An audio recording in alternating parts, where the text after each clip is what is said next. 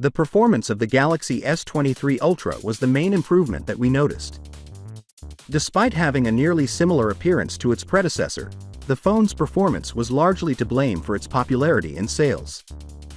The phone excels at tasks that need a lot of CPU and GPU power while yet providing a long battery life. Now, many people predicted that we wouldn't experience the same with the Galaxy S24 Ultra since we saw such a significant overall improvement in performance on the S23 Ultra.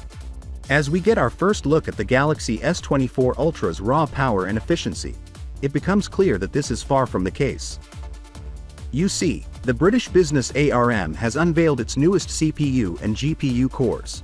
ARM develops the architecture for processors used in smartphones, tablets, and wearables. The Snapdragon 8 Gen 3 and Exynos 2400 chipsets, which will power the Galaxy S24 range, will be built using this design by companies like Qualcomm and Samsung. Since efficiency is what most of us are concerned about, let's start there. According to ARM, the Cortex-X4 CPU core would consume 40% less power while handling demanding single-threaded activities. This implies that the Galaxy S24 range will use less power while carrying out demanding functions like photography, gaming, and multitasking. The S24 lineup's other two cores, which are in charge of everyday activities like web surfing and social networking applications, should have 20% and 22% longer battery lives than their preceding cores.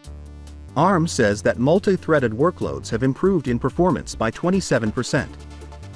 Notably, the Cortex-X4 core can operate at speeds of up to 3.4 GHz and has a 2 MB L2 cache, which is double that of the previous year. The S24 Ultra will have an even better battery life than the S23 Ultra, which currently has a terrific battery life, since ARM has concentrated on making its new CPUs more efficient with a decent gain in performance.